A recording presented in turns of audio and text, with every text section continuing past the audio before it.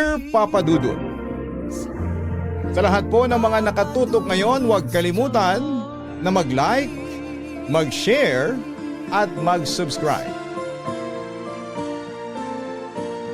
Tawagin mo na lamang ako bilang Rosario, pero pwede mo rin akong tawaging Chari. 36 years old na ako ngayon at kasalukuyang may-ari at nagmamanage ng isang maliit na kainan dito sa palengke. Papa Dudut, isa ako sa mga masusugid mong listeners at isang karangalan para sa akin. Ang mabasa mo ang aking liham, lumaki ako sa mahirap na pamilya dito sa Isabela. Dahil sa sobrang kahirapan ay napilitan ang aming pamilya na pumunta ng Maynila upang makapaghanap ng trabaho. Pero pagdating namin dito sa Maynila ay hirap at kalbaryo ang dinanas namin. Buti na lamang at may awa ang Diyos at nakakuha ng matinong trabaho ang aking tatay na naging dahilan upang makapagtapos ako ng high school. Ngunit isang matinding pagsubok ang dumating sa amin. Pagkatapos noon ay namatay sa aksidente ang aking tatay, kaya bilang panganay sa 11 magkakapatid ay napilitan akong magtrabaho na masukan po ako bilang tagatahi ng basahan, tindera ng damit, waitress, promo girl, at kung ano-ano pang mga trabaho. Pero Papa Dudut, inaamin ko na nahirapan ako ng husto. Bukod sa maliit na sweldo, ay dumating din ako sa punto na natanggal ako sa trabaho at wala akong maipakain sa mga kapatid ko. Naghahanap ako ng trabaho pero hindi ako sinwerte noon. Pahirapan kasi ang makahanap ng trabaho dito sa Pilipinas. Kung ang mga nakapagtapos sa pag-aaral ay nahihirapan sa paghahanap ng trabaho, lalo pa kaya ako. Kaya katulad ng ibang mga Pinoy na naghahanap ng sinasabi nilang greener pasture, ay nangarap din akong mag-ibang bansa. Nainganyo ako. Agad akong nagbasa ng mga classified ads upang maghanap ng mga recruitment agencies at trabaho na naaangkop sa narating ko. Sinubukan kong mag-apply bilang domestic helper sa Hong Kong, Singapore, Malaysia, Dubai, Jordan at iba pa. Pero sa kasamaang palad ay hindi ako pumasa. Hanggang sa may recruiter na nag-alok sa akin ng trabaho bilang isang domestic helper sa France. Agad akong nainganyo noon dahil malaki daw ang sweldo at malaking halaga ang maipapadala ko. Kaya wala akong inaksayang panahon at nangutang ako ng pera sa mga kamag-anak at kaibigan ko. Nang makalikom ng sapat na pera ay agad na inayos ng recruiter ko ang lahat ng papeles ko at pinagamit ako ng tourist visa sa halip na working visa sa France kinalaunan. Matapos ang ilang buwang preparasyon ay agad akong pinalipad ng recruiter ko sa Paris. Dala-dala ang pangako niya na may naghihintay na trabaho sa akin doon. Pero pagdating ko ng Paris ay nadiskubre kong illegal na recruiter pala ang nag-recruit sa akin at hindi totoo ang pangako niya na may naghihintay na trabaho sa akin doon. Nung unay naging kalbaryo ang buhay ko sa Paris. Dumating nga sa puntong kumakain ako ng basura dahil wala akong perang pambili ng pagkain. Buti na lamang at may mga nakilala akong mga Pinoy na OFW sa Paris at agad nila akong tinulungan. Isa na doon ang electrician na si Gregorio, pero tawagin na lang natin siyang Greg. Tumulong sila sa akin na makahanap ako ng trabaho hanggang sa namasukan ako bilang kasambahay sa isang pamilyang Vietnamese. Doon na rin ako nagpasya na maging TNT sa Paris. Nung unay nahirapan talaga ako maka-adjust sa kultura at pamumuhay sa Paris. Buti na lamang at may mga kaibigan akong katulad ni Greg na madalas umaagapay sa akin samantala. Isang araw, sinamahan ako ni Greg sa isa sa mga palengke ng Paris. Kinakabahan ako kasi baka sa paglalakwatsa ko ay mahuli ako ng immigration at ma-deport kaagad sa Pilipinas. Mabuti na lamang at nasa tabi ko si Greg, kaya nakakampante ako kahit papaano. Naku, huwag kang mag-alala, walang huhuli sa'yo dito. Maraming TNT dito sa Paris. And take note ha, hindi lang mga Pinoy. May mga TNT din na Vietnamese, Incheck, Algerian at mga Bombay dito. Pero hindi sila natatakot na maglakwats at magliwaliw, sabi sa akin ni Greg, para mawala ang aking pangamba. Salamat Greg, at sinamahan mo ko ngayon. Hindi ko pa kasi alam ang kalakaran dito sa Paris. Bukod doon, kukunti lang ang alam kong French. Huwag ka sana magsawang samahan ako. Pag day off mo, yun naman ang sinabi ko sa aking kaibigan. Napangiti sa akin si Greg. Wala yon, Chari. Basta palagi akong willing na samahan ka. At kaibigan na tayo, aniya. Pagkatapos ay inaya niya ako na pumunta sa isang local market doon at nilibre niya ako ng mga French street foods na madadaanan namin. Tuwang-tuwa naman ako dahil first time kong makatikim noon ng authentic French cuisine. Nga pala Greg, kung may time ka, pabor naman, pakituruan naman ako ng kaunting French para hindi ka palaging sumasama sa akin. Baka kasi nakakaistorbo na ako. Dapat kasi nagliliwaliw ka sa buong Paris dahil day off mo. Wika ko kay Greg. Naku, Rosario, huwag kang mahiya sa akin. Sa totoo lang, para na rin akong nagliliwaliw sa tuwing sinasamahan kita. Sige, tuturuan kita ng basic French. Sabihin mo sa akin kung kailan mo gustong magsimula, tugon ng aking kaibigan. Lubos naman ang pasasalamat ko sa kanya at nangako ako na makaluwag-luwag lang ako dito sa Paris ay babawi ako sa kanya. Samantala, nung araw ding yon ay pinuntahan namin ang isang park kung saan ay tanaw na tanaw namin ang pinakasikat na Eiffel Tower. Nangako naman sa akin si Greg na kapag sumweldo siya ay bibili siya ng 2 tickets para makaakyat kami sa summit ng pinakamalaking tore sa Paris. Habang mas namamasyal at nagkwekwentuhan ay lumapit sa amin ang isang lalaki, matangkad at chinito. Inakala ko itong Vietnamese pero laking gulat ko nang batiin niya si Greg sa wikang Tagalog. Rosario, siya si Fernando, kaibigan at kasamahan ko sa trabaho. Pakilala ni Greg sa kanyang kaibigan. Taga Zambales siya pero mas nauna siyang dumating sa akin. Dito sa France, dagdag pa niya. Ngumiti naman ako kay Fernando. Bumati naman ito sa akin. Pagkatapos akong ipakilala ni Greg sa kanya.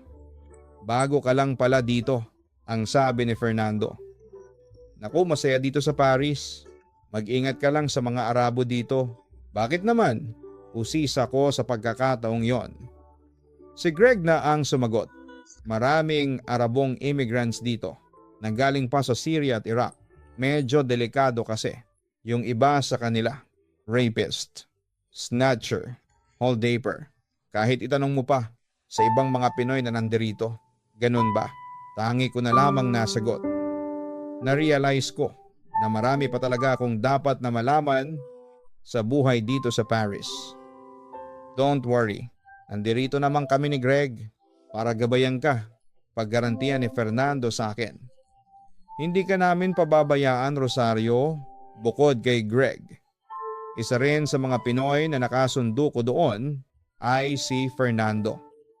Madaling nahulog ang loob ko kay Fernando dahil sa kanyang karisma at kakaibang personality.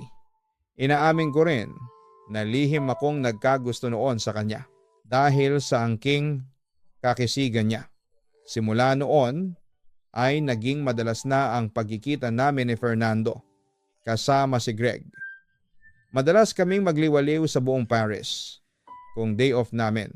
Madalas din siyang dumalaw sa Filipino dorm kung saan kami naninirahan ni na Greg at iba pang mga Pinoy sa madalas naming pagsasama-sama. ay unti-unti kong nakilala si Fernando. Tulad ko ay nagibang bansa siya upang maghanap ng swerte. Ngunit hindi tulad ko na nahihirapan. Madaling nakapunta ng France si Fernando dahil halos lahat ng kamag-anak niya ay doon na naninirahan. Nagtatrabaho din siya noon bilang cook sa isang maliit na kainan at doon na rin niya ipinagpatuloy ang kanyang pag-aaral. Inaamin ko, Papa Dudut, labis akong nainggit noon kay Fernando dahil kahit papaano ay nakakaangat na siya sa buhay. Kaya lalo kong nagpursige noon para maging katulad niya.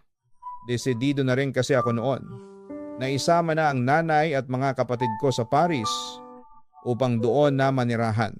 Sa kabilang banda ay naging close kami ni Fernando sa isa't isa. Naging regular ang aming komunikasyon sa pamamagitan ng Facebook at Messenger. Madalas din kaming lumabas kahit gabi bukod kay Greg. Si Fernando din ang naging tutor ko sa pagsasalita ng French. Kaya naman hindi kataka-taka na sa loob lamang ng 3 buwan na pagstay sa Paris ay fluent na akong magsalita. Pero Papa Dudut, dahil sa sobrang kabaitan at concern na ipinakita niya sa akin, ay hindi ko po maiwasang mahulog ang loob ko kay Fernando. Nagsimula yon. Sa palagi ko siyang naiisip, lalo na pagbago ako matulog. Hanggang sa hinahanap-hanap ko na siya. Hindi nakukumpleto ang araw ko kapag hindi kami magkasama.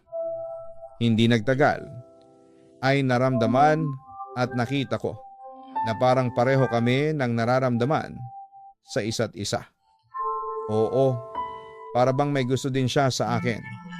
Ngunit kinikim-kim ko muna ang aking mga nararamdaman kasi ayoko namang maging assuming at hinihintay ko na siya muna ang gumawa ng first move kung talagang may gusto siya sa akin. Samantala, nararamdaman kong tila nagseselos si Greg sa closeness naming dalawa ni Fernando. Sumisimangot siya sa tuwing nakikita niya kaming magkasama at may pagkakataon pang bigla na lamang siyang umaalis. Hindi na rin niya ako masyadong kinikibo. Kaya isang araw nang aksidenteng magkita kami sa lugar na kung tawagin ay Trocadero, ay nagpasya ako, Papa Dudut. Naayain siyang mamasyal at kausapin. Galit ka pa rin ba sa akin? Usis ako kay Greg. Napapansin ko kasing hindi mo na ako kinikibo dito tulad nung dati, dagdag ko. Hindi ako galit sa iyo, Rosario, pagtatapat pa ni Greg. Pero kasi parang nakalimutan mo na ako. Simula nang nakilala mo si Fernando, mas inaalala mo siya kaysa sa akin. Samantalang mas nauna mo akong nakilala. Pagtatampo niya sa akin. Ganon ba, Greg? Pasensya ka na kung nagtampo ka pa sa akin dahil doon paghingi ko ng paumanhin sa aking kaibigan. Akala ko ay okay lang sa iyo ang lahat. Maya-maya. May gusto ka ba sa kanya? Tanong ni Greg sa akin. Nung una ay nahihirapan akong sumagot dahil parang nahihiya ako. Pero kinalaunan ay ipinagtapat ko rin kay Greg ang totoo. At as usual ay tahimik lang ang aking kaibigan. Tila ba nagseselos. At napansin ko yon pero hindi ako nagpahalata.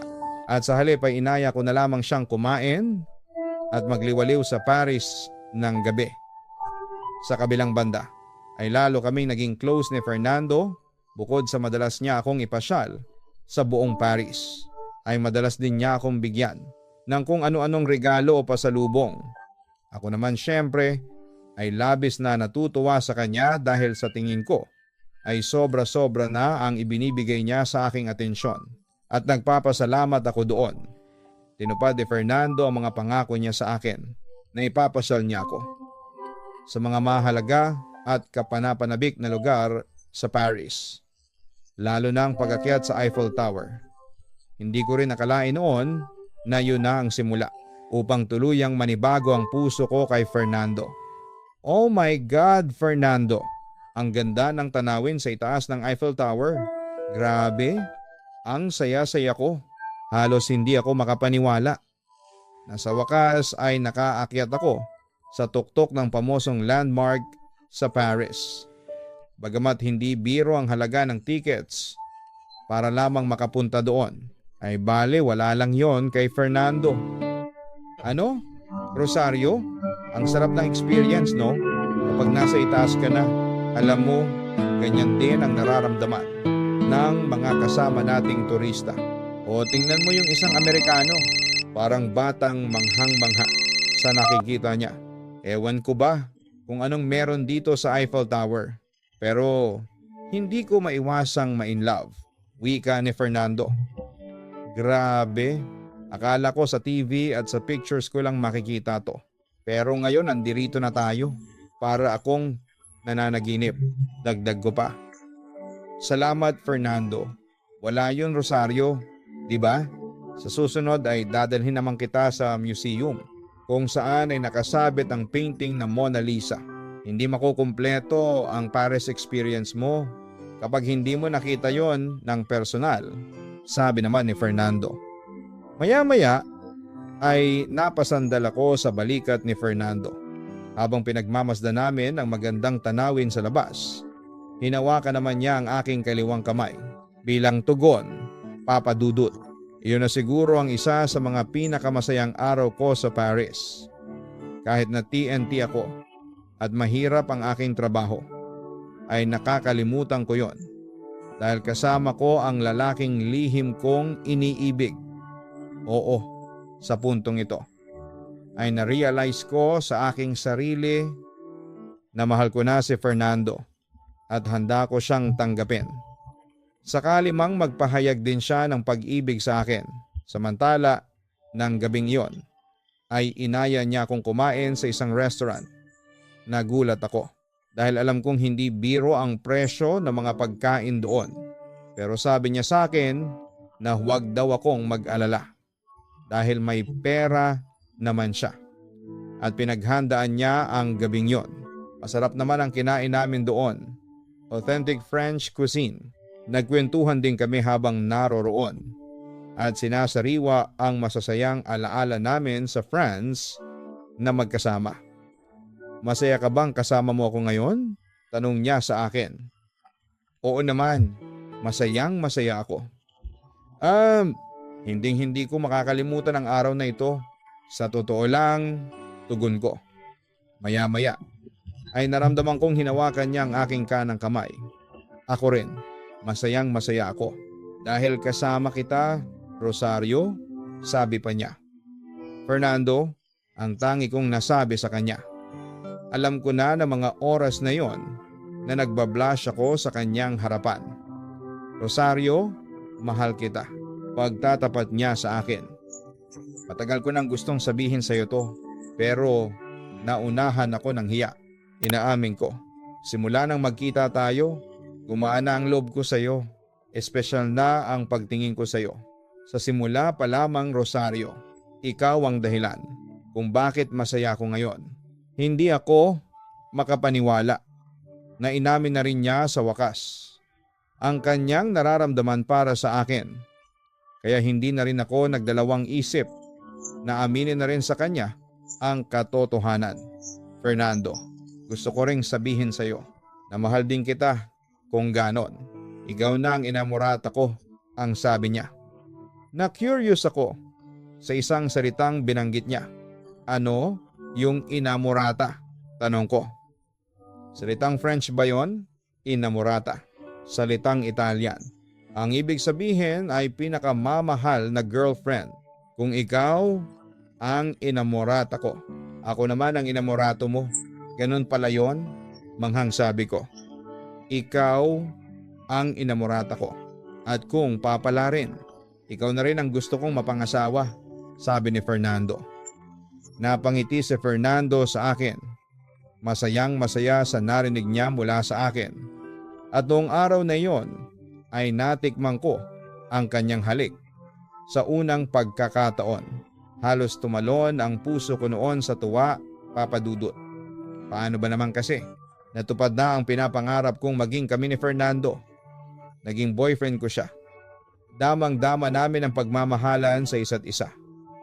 At mga panahong iyon ay iisa ang hiling ko na sana'y walang katapusan ang kasiyahang nararamdaman ko sa piling ng lalaking pinakamamahal ko sa Paris. Kahit hindi ko alintana ang pagiging TNT ko at hirap ng trabaho dahil palaging nakaagapay sa akin ang aking boyfriend. Siya ang nagpapalakas ng loob ko sa tuwing may problema ako at nakakaramdam ako ng ligtas sa tuwing kasama ko siya. Naging mabuting boyfriend si Fernando sa akin. Maalalahanin, mabait, maasikaso at higit sa lahat ay mapagmahal. Ni minsan ay hindi niya ako nakalimutan dahil sa sobrang pagmamahal ko sa kanya ay isinuko ko na kay Fernando ang virginity ko. Malakas na kasi ang kumpiyansa ko na si Fernando na ang mapapangasawa ko. Pero syempre, lahat naman ng relasyon ay dumarating din sa mga pagsubok. 11 months ang lumipas. Simula nang maging boyfriend ko siya, ay naging kapansin-pansin ang pagbabago niya ng ugali.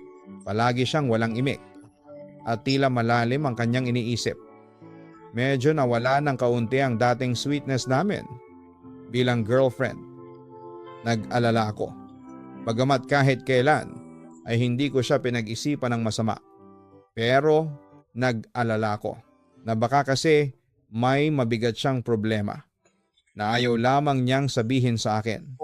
Kaya madalas ko siyang tanungin. Pero palagi niyang sinasabi sa akin na stress lamang siya sa kanyang trabaho. Kaya lang siya ganon. Pero wala naman daw akong dapat na ipag-alala. Samantala, isang gabi, habang hinahatid niya ako sa dorm na aking tinutuluyan, ay may tinanong ako sa kanya. Fernando, kailan kaya tayo magpapakasal? Nagulat si Fernando sa sinabi ko. Para bang hindi niya alam kung ano ang kanyang sasabihin. Dinadaan ko na lamang sa biro yung naging reaksyon niya. O bakit? Gulat na gulat ka? Ayaw mo ba ako mapangasawa? Natatawa kong sabi sa kanya. Hindi naman sa ganon. Nagulat lang talaga ako. At saka, Rosario, aaminin ko sa iyo, hindi pa ako handang magpakasal sa ngayon. Pero huwag kang mag-alala, mahal na mahal pa rin kita. Sagot naman ni Fernando sa akin. Kaya ko lang na itanong yun sa iyo. Baka kasi ready ka na. Pero hindi naman kita madali, Fernando. Naiintindihan kita. Sa ngayon, magpakasaya muna tayo sa buhay natin. Darating din ang panahon. Nabuo na ang loob nating lumagay sa tahimik. Wika ko na lamang sa kanya. Pero deep inside, ay nakaramdam ako ng kaunting panghihinayang. Dahil ng mga panahong yon, ay alam ko na sa sarili ko na handa na akong lumagay sa tahimik kasama si Fernando. Sa kabilang banda, lumipas ang ilang taon ay nakaramdam na ako ng panlalamig kay Fernando. Nung una ay hindi ako naalarma dahil na rin sa hindi ko ugaling magselos at buo ang aking tiwala sa aking boyfriend. Pero isang araw ay dumalaw ako sa kanyang tinutuluyan dahil sabi niya ay nilalagnat siya. Buong araw ko siyang inalagaan at ipinagluto ng pagkain. Ngunit habang natutulog siya ay tumunog ang kanyang messenger notification. Ay nakita ko ang isang mensahe na nakasulat sa salitang French at nanggaling sa isang babaeng French na nagngangalang Fabienne.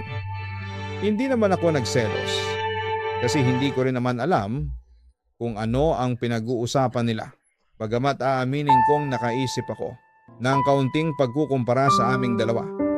Mestiza at parang manika ang itsura ni Fabienne. Binisita ko ang kanyang Facebook profile.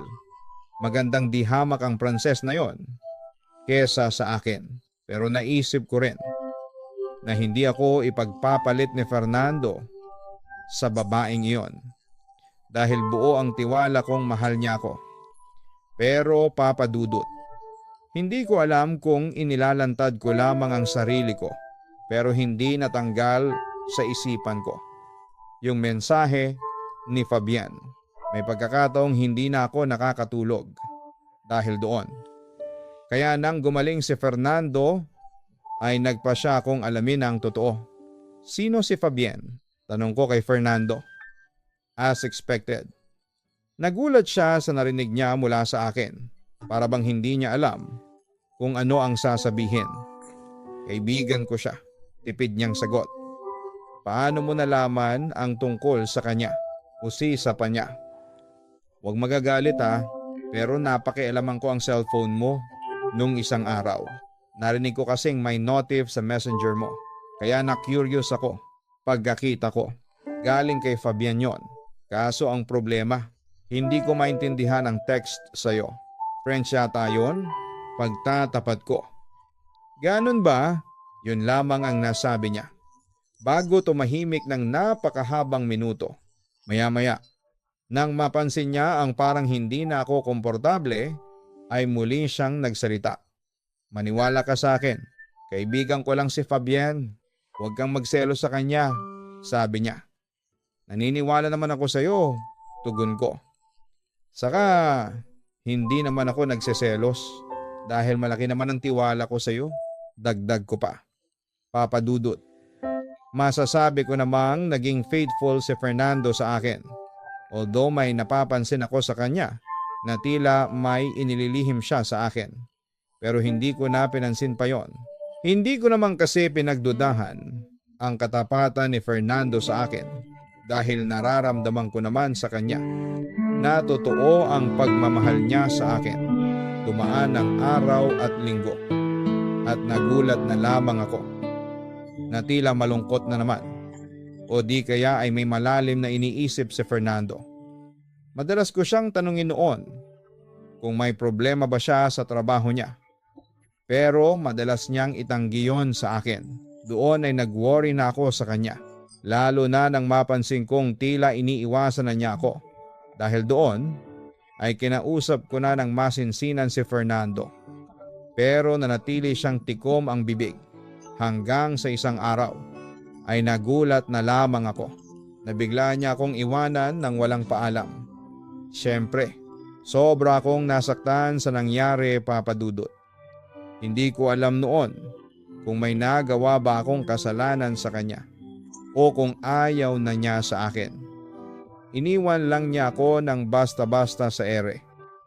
Lalo na nang malaman kong buntis ako at siya ang ama.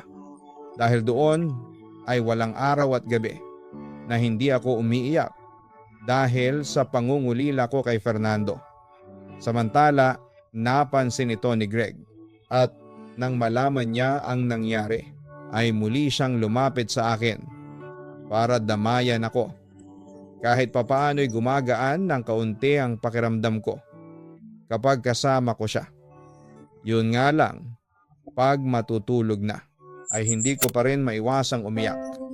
Hindi nagtagal ay nakaramdam na rin ako ng kakaiba sa aking katawan. May nangyari sa amin ni Fernando. 2 araw bago ang huli naming pagkikita. 2 buwan na akong delayed noon at madalas akong naduduwal. Kahit na hindi ako mag-pregnancy test, ay malakas ang hinala kong buntis ako at si Fernando ang ama ng dinadala ko. Isang araw, pagkatapos ko sa aking trabaho, ay nagpasya muna akong maggala-gala para kahit papaano ay maibsan ang lungkot na nararamdaman ko. Pero nang lingunin ko ang buong paligid, ay laking gulat ko nang makita si Fernando sa malayo na lumabas mula sa isang tindahan ng cheese. Agad akong tumakbo palapit sa kanya. "Fernando! Fernando!" sigaw ko. Agad naman niya akong nilingon at huminto sa kanyang paglalakad. "Fernando! May problema ka ba sa akin? Ano bang nagawa ko sa iyong kasalanan? At ginawa mo to sa akin? Mahal mo pa ba ako?"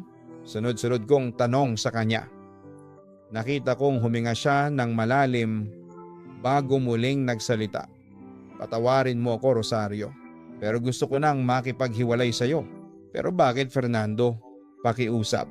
Sabihin mo sa akin ang katotohanan," ang sabi ko. "May asawa na ako," pag-amin ni Fernando sa akin. Nagulantang ako sa mga naririnig ko. Asawa? Kailan pa? Tanong ko sa kanya. Halos nagagalit na sa pagsasalita dahil sa labis na pagkagulat. Kakakasal lang namin ni Fabienne, sagot niya. Sorry Rosario, pero kailangan kong gawin to para maging isang ganap na French citizen. Pagpapatuloy pa niya. Pero ang sabi mo sa akin, mahal mo ako. Nangako ka sa akin. Ikaw ang aking inamorata. Mangyak-ngyak kong sabi sa kanya.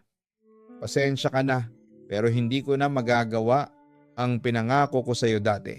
Halos maiyak rin si Fernando ng mga oras na yon. Mahal kita Rosario, pero mas mahalaga yung pangarap ko. Pagkatapos noon ay tumalikod na siya at iniwan akong mag-isa sa gitna ng kalsada. Halos gumuho ang mundo ko noon, Papa Dudut. Hindi ko kasi akalain na lolokohin lamang pala ako ni Fernando.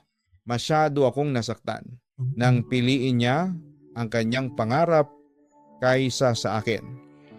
Ang buo kong akala noon ay si Fernando na ang lalaking mapapangasawa ko. Pero nagkamali ako. At ang higit pang masakit at hindi ko matanggap ay sa ganoong paraan lamang niya ako iiwanan. Sinisi ko ang sarili ko noon. Bakit ba kasi nagpaloko ako? Sa lalaking iyon, ang tanga-tanga ko dahil sa pagsisinungaling sa akin ni Fernando. Inalala ko rin ang aking pagbubuntis.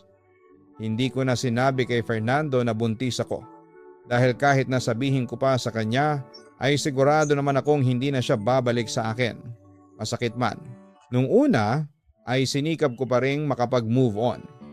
Hindi na ako naghabol pa kay Fernando dahil ayaw ko noon na manira ng relasyon. Sinubukan kong kalimutan ang mga masasayang alaala namin pero hindi ko na kinaya. Mahal na mahal ko pa rin kasi siya noon. Ngunit sa awa naman ng Diyos ay hindi ako nag-iisa sa panahong iyon sa buhay ko. Si Greg ang nagsilbing sandalan ko sa bawat luha na itinatapon ko para kay Fernando. Samantala, pagkatapos ng aming trabaho, ay nagpasya kami ni Greg na magkita sa tapat ng Basilica of Sacred Heart. At doon muli kaming namasyal. Yun lang kasi ang paraan para mawala saglit ang sakit na dulot ni Fernando. At kahit na naiiyak pa rin ako, nandiyan naman si Greg para pakalmahin ako. Ganito pala kasakit ang lokohin ka ng taong mahal mo. Mahal ko pa rin si Fernando kaya sobra akong nasasaktan. Ano ba ang gagawin ko? Tumingin sa akin si Greg at hinawakan niya ang aking dalawang kamay.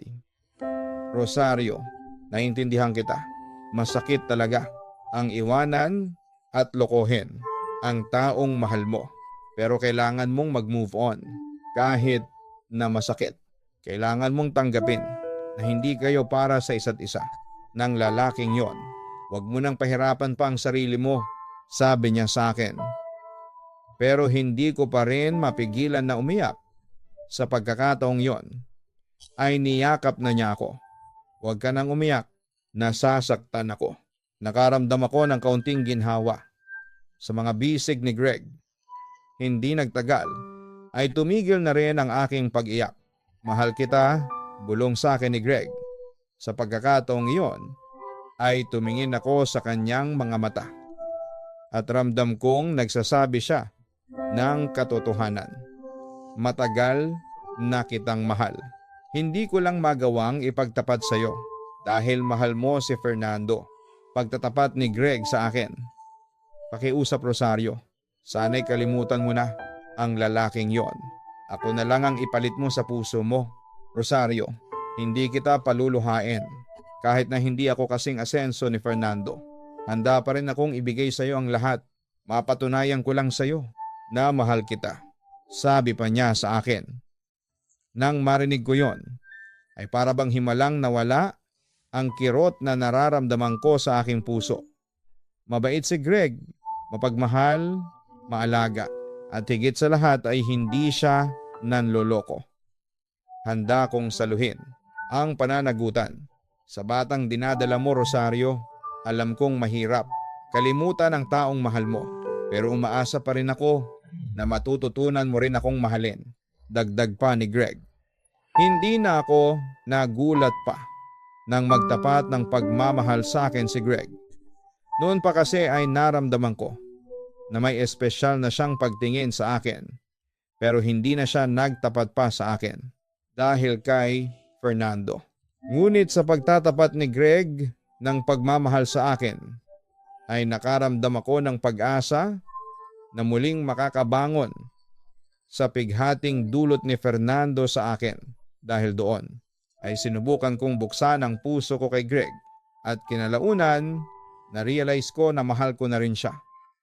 Sa kabilang banda, sa pagmamahal ko kay Greg ay unti-unti ko nang nakalimutan si Fernando. Tinanggal ko na ang lahat ng uri ng komunikasyon sa kanya. Kabilang na ang Facebook. Simula noon ay wala na akong naging balita pa sa kanya. Eksaktong 4 na buwan na ang aking ipinagbubuntis noon nang matapos ang kontrata ni Greg sa Paris. Sabay kaming umuwi ng Pilipinas at doon ay naging masaya ang aming pagsasama bilang magkarelasyon. At bago ako manganak ay nagpasya na kami ni Greg na magpakasal. Kaya nang isinilang ko ang isang sanggol na lalaki. Si Greg ang tumayong ama sa kanya. Sa kabilang banda, pagkaraan ng 6 na buwan, simula nang manganak ako, ay saka muling nag-ibang bansa si Greg bilang electrician sa Thailand. Habang ako naman ay nagtayo na lamang ng kainan sa palengke. Katuwang ko ang mga kapatid ko. Makalipas ang 1 taon ay masasabi kong naka-move on na ako at masaya na ako sa buhay. Isang araw habang nagpa-Facebook ako ay aksidente kong nabisita ang profile ni Fernando at doon ay nakita kong masaya na rin siya sa buhay niya. Sa piling ng Pranses na napangasawa niya at may 2 na silang anak. Ako naman ay masaya na rin para kay Fernando at hangad ko na rin ang kaligayahan niya, Papa Dudut. Dito ko na po tatapusin ang sulat ko. Ang nais ko lamang naman ay ipahiwatig ng kwento. Lahat po ng hirap, pagdurusa at pangungulila ay may katapusan din. Ang buhay ay puno ng pagsubok at kailangan mong tatagan ang puso mo para makasurvive ka sa hamon ng buhay. Kung magiging marupok ka, ay talo ka. Nagpapasalamat ako sa iyo, Papa Dudut, at sa bumubuo ng iyong programa.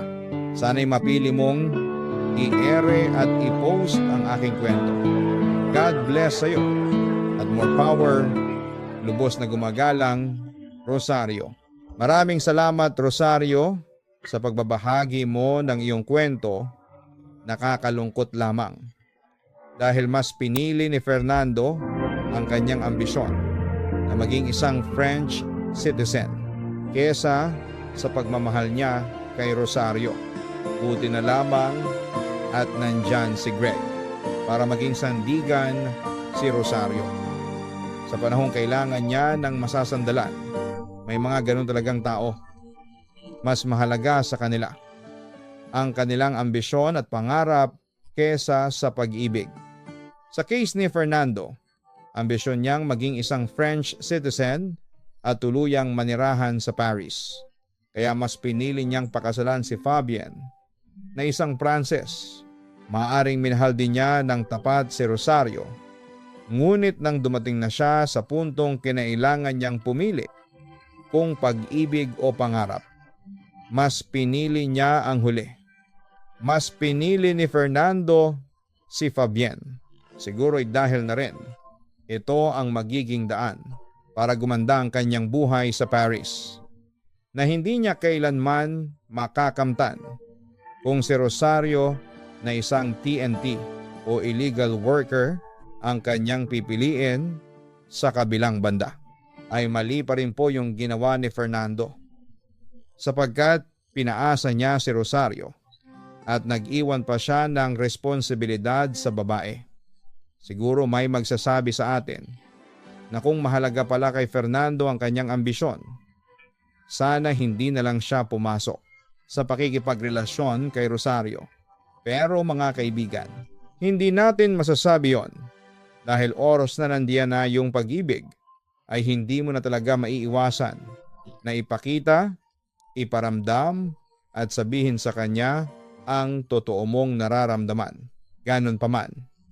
Para kay Rosario at sa sino mang nakakaranas ng kaparehong sitwasyon, manatili pa rin kayong matatag.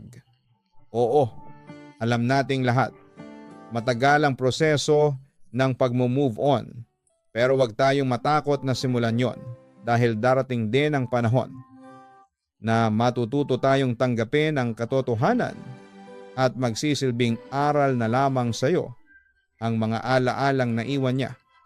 Kaya naman para kay Rosario, masaya kami dahil sa wakas ay naka-move on na kayo sa inyong pagdaan. At ngayon kapiling mo na ang asawa mong si Greg at mga blessings na darating pa.